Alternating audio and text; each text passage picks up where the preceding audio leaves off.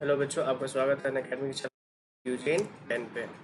हम यहाँ देखेंगे बच्चों कि मैं मेरा टॉपिक क्या चल रहा है, सॉलिड प्रॉपर्टीज ऑफ मैटर। ठीक है, उसको कंटिन्यू करते हैं हम लोग। तो आपका स्वागत है अनअकैडमी चैनल नीट यूजेन 10 पे। इस चैनल में आपको विद इन 10 मिनट्स में आपको टॉपिक बताऊंगा। इवन मैं न्यूमेरिकल के साथ आपको टॉपिक समझाऊंगा। सो आपको रिविजन करना और सीखने में कम टाइम देना पड़ेगा।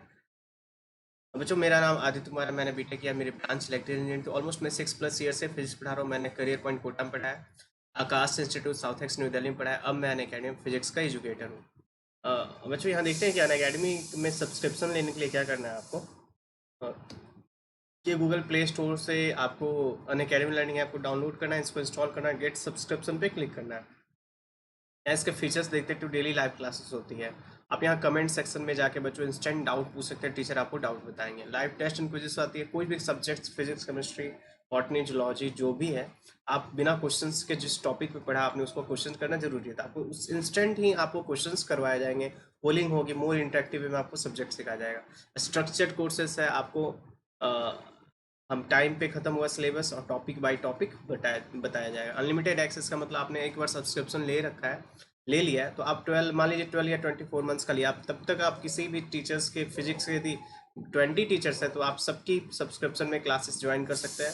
और जो भी लेक्चर है वो रिकॉर्डेड रहेगी, तो आप कभी भी उसको एक्सेस कर सकते हैं। अब यहाँ देखते हैं चार्जेस के बारे में कि एक मंथ का चार्ज है 5400, 3 मंथ का 4500, 6 मंथ का देखिएगा 3600, 12 मंथ्स का बच्चों 2250, 24 का 13। आप देख रहे पर मंथ 12 और 24 इन दोनों के कंपेयर में बहुत बेटर है ना। आपके लिए सबसे बेस्ट 12 और 24 मंथ्स का रहेगा। रेफरल कोड मेरा आदित्य यूज कीजिएगा तो 10% का जो डिस्काउंट है वो आपको किसी भी तरह के कोर्सेज में मिलेगा। ठीक है, याद रखिएगा रेफरल कोड क्या, आदित्य। कोई भी कोर्स लीजिए, अपने दोस्तों को भी सजेस्ट कीजिए कि रेफरल कोड आदित्य यूज करें। आगे देखते हैं। स्ट्रेस स्ट्रेन कर, हम इसको टॉपिक को ध्यान से देखिएगा। ये कर पहले, इससे पहले बच्चों हुक्स लॉ क्या बोलता है यहाँ देखते हैं। इसको हम आगे डिफाइन करेंगे। हुक्स लॉ बोलता है स्ट्रेस प्रोपोर्शनल टू होता है स्ट्रेन। ठीक है, ये स्ट्रेस और स्ट्रेन का ग्राफ है ना। तो स्ट्रेस प्रोपोर्शनल टू स्ट्रेन एक सर्टेन लिमिट तक होता है। आपका ये नहीं कि मतलब कि कुछ लिमिट मीन्स, इसका मतलब ये है कि आप जैसे जैसे कम मान लीजिए आपने आपने क्या लगाया है कि टेंसाइल फोर्स लगा रहे हैं, खींच रहे किसी वायर को। तो आपने मान लो कि एक लीनियर में आपने 2 न्यूटन लगाया तो 2 मीटर खींचा, 4 मीटर 4 न्यूटन लगाया तो 4 मीटर खींचा, तो ये लीनियर है ना। बट एक सर्टेन पॉइंट ऑफ टाइम के बाद उसकी ब्रेकिंग हो जाएगी, है ना। आप यदि 1 न्यूटन लगा रहे हैं, नेक्स्ट 1 न्यूटन लगा रहे हैं तो 2 मीटर भी खींच सकता है, 3 मीटर भी। और स्ट्रेस और स्ट्रेन एक सर्टेन लिमिट तक ही प्रोपोर्शनल है। इसको क्या बोलते हैं, हुक्स लॉ। और स्ट्रेस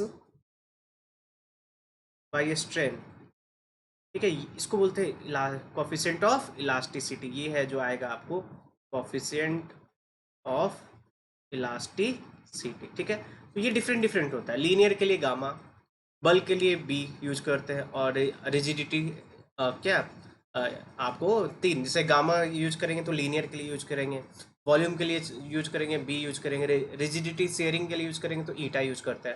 तो स्ट्रेस बाय स्ट्रेन क्या होता है, कोफिशिएंट ऑफ इलास्टिसिटी। ठीक है, अब देखते हैं स्ट्रेस स्ट्रेन कर्व को अच्छे से समझते हैं, एक एक पॉइंट को ध्यान से देखिएगा। अब यहाँ देख रहे हैं कि लेस देन 1%, ये यहाँ पे क्या है कि ये जो है स्ट्रेट लाइन है कि नहीं बच्चों। स्ट्रेस और स्ट्रेन का ग्राफ स्ट्रेट लाइन है, मतलब प्रोपोर्शनल है। आप जैसे, ठीक है, लीनियर y=mx+c जैसे ग्राफ जानते हैं। इस लिमिट तक देखिए, यहाँ से यहाँ तक ये इलास्टिक बिहेवियर है कि आप जैसे ही फोर्स हटाएंगे वो ओरिजिनल शेप में फिर से आ जाएगा। ये क्या है, इलास्टिक बिहेवियर। 0 से ये क्या बहुत कम होती है, 1% से ऑलमोस्ट 1 या 2% से कम होती है। ये हो गया बी बच्चों। ये इसका जो बी है ये इलास्टिक लिमिट और एल्ड पॉइंट है, क्योंकि यहाँ तक आप यहाँ तक देखिएगा कि यहाँ तक ये जो पॉइंट है ओ ए और बी, ओ ए और बी, यहाँ तक आप जो भी फोर्स लगाइएगा और वो फोर्स एक्सटर्नल फोर्स हटाइएगा, तो वो जैसे ही हटाइएगा वो रिस्टोरिंग फोर्स के कारण अपनी ओरिजिनल शेप में आ जाएगी। ठीक है, लिमिट इससे कहाँ, यहाँ तक, ये इलास्टिक लिमिट और एल्ड पॉइंट। ठीक है, अब क्या होगा यदि बी से जैसे ही आगे, मान लीजिए बी से सी आगे बढ़े, आप बी से सी आगे बढ़े हैं, ठीक है, आप फोर्स लगा रहे हैं, वो उसकी लेंथ बढ़ रही है, उसकी लेंथ बढ़ रही है, प्रोपोर्शनल नहीं रही है वो। प्रोपोर्शनल यहाँ से जो रीजन स्टार्ट हो जाता है प्लास्टिक बिहेवियर यहाँ से शुरू हो जाता है प्लास्टिक बिहेवियर ओरिजिनली पूरे शेप में। अब फोर्स हटाओगे तो ओरिजिनल पूरा जो शेप है उसमें वो नहीं आ पाएगी। ये क्या है, बी और सी, ठीक है। अब यहाँ से धीरे धीरे और फोर्स बढ़ा रहे हैं, यहाँ से ध्यान से देखिएगा आपकी यहाँ पे आप स्ट्रेस मतलब फोर्स है जो फोर्स कम लगा रहे हैं बट लेंथ क्या हो रहा है, स्ट्रेन ज़्यादा हो रहा है। कम फोर्स में ये प्लास्टिक बिहेवियर शुरू होने लग गई, मतलब बी सी और ये जो रीजन है यहाँ तक ये आपका क्या प्लास्टिक डिफॉर्मेशन होने लग गई, वो शेप अपना रिगेन नहीं करेगा। जैसे ये लिख रखा ना प्लास्टिक बिहेवियर या परमानेंट सेट, ये सी हो गया यहाँ से आपका क्या प्लास्टिक बिहेवियर यहाँ से शुरू हो गई बी सी और, ठीक है। अब जैसे जैसे आपने फोर्स आप बहुत कम फोर्स लगा रहे हैं, बहुत ज़्यादा कम फोर्स लगा रहे हैं और इलोंगेशन ज़्यादा बढ़ता ही जा रहा है। किसी वायर को ले लीजिए एग्जाम्पल, आपने खींचा, ठीक है, छोड़ दिया, चलिए फिर से आगे। आप एक धीरे धीरे खींचते जा रहे, खींचते एक टाइम के बाद देखते नहीं कि बहुत ज़्यादा वो कम फोर्स में बहुत ज़्यादा वो खींच रहा है ना। तो वो कौन सा बिहेवियर है, प्लास्टिक डिफॉर्मेशन उसका स्टार्ट हो चुका है। इलास्टिक लिमिट को वो क्रॉस कर चुका है, वो किस में आ चुका है, प्लास्टिक डिफॉर्मेशन में, है ना। प्लास्टिक डिफॉर्मेशन में आ जाएगा, ठीक है।